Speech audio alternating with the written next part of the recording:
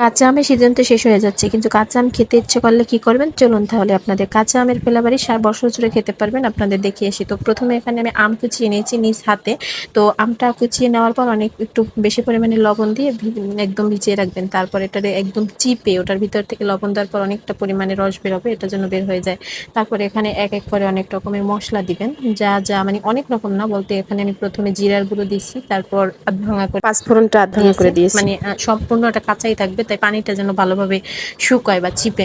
তো বিট লবণ আর এখানে আমি লবণ দিয়ে দিলাম, বিট লবণ আর আমি এখানে কিছু হলুদ দিয়ে দিলাম। এখানে লবণ দেওয়া ছিল তাই আপনি বিট লবণটা একটু আন্দাজ করে দিবেন আপনার পরিমাপ মতো। আর এখানে ভিনেগার দিলাম, যেহেতু আমি এটা ফ্রিজ ছাড়া সংরক্ষণ করবো আর আমটা যেহেতু কাঁচা তাই ভিনেগারটা আমি দিলাম। তো পরিমাপ মতো আমি একদম মেপে মেপে দিছি।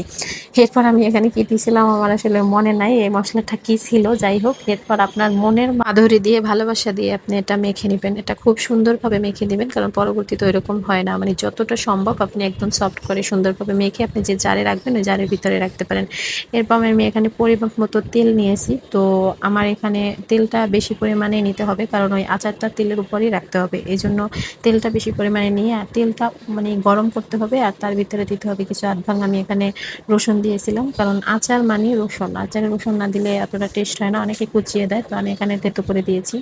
তো আচারটা আমি এখানে একটা ভুল করেছিলাম, আমার কড়াইটা ছোট ছিল, তো কড়াইটা ছোট হওয়ার পর সরিষার তেল আর রসুন থাকলে যা হয় একদম উপরে পড়ছিল। তো পরবর্তীতে আমি আবার এই বড় কড়াইটা দিয়েছি, তো তাও দেখুন যে কি অবস্থা, বড় কড়াইটাই আমি রাখতে পারতেছি না, মানে কন্ট্রোল করতে পারতেছি না এরকম। এরা চুলার আঁচ আমি যতই কমিয়ে দেই না কেন এদের আমি রাখতে পারতেছি না, মানে উপরে উপরে পড়ে। তো যেভাবেই হোক এটা একদম পরিপক্ক যেন মানে কি বলে গরম হওয়া অবস্থায়, এরকম গরম হওয়া অবস্থায় আপনি সেই আম রাখা জারের ভিতরে এটা ভরে দিতে হবে, একদম এরকম গরম রাখা অবস্থায়, যেন কোনো প্রকার ঠান্ডা না হতে পারে, কারণ মোট কথা এই গরম তেলেই ওই আমটা সিদ্ধ হয়ে যাবে।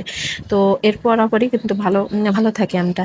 যাই হোক, আমি এখানে কিন্তু তেলের ভিতরে বোম্বাই মরিচ দিয়েছিলাম, আমার এটা বলতে মনে নাই, কারণ মূলত এই আচারটা বোম্বাই মরিচ আর আম এই দুইটা মিলেই হয়। বোম্বাই মরিচটার পরিমাণও যতটুকু থাকে আচারের পরিমাণটা সেম, অনেকে আছে কম দিয়ে থাকে বোম্বাই মরিচ, আচারের পরিমাণটা বেশি দিয়ে থাকে, কেউ বোম্বাই মরিচটা বেশি দিয়ে থাকে। তো আমি এখানে কমই রাখছি, যেহেতু আমি পিছনে গত বোম্বাই মরিচের আচারের একটা ভিডিও বানাইছিলাম, অনেকেই আপনারা দেখছেন। তো এভাবে রাখার পর আমার এখানে তেল কম ছিল, তো আরও সরষের তেলটা আমার দেওয়া উচিত ছিল, যেন নিচে থাকে, আমটা নিচে থাকে, তেলটা যেন উপরে থাকে। তো আমার এখানে সম হয়েছিল। তো পরবর্তীতে আমি তেল গরম করে আরও দিয়েছিলাম। তো যারা আমের আচার পছন্দ করে না তাদের কাছেও কিন্তু খেতে দারুণ লাগবে, এটা আসলে কাঁচা আমের ফ্লেভার দেয় আর খুব একটা সুন্দর একটা ঘ্রাণ আসে খাবার সময়, আর মরিচের জন্য যেহেতু একটু হালকা ঘ্রাণ আসে।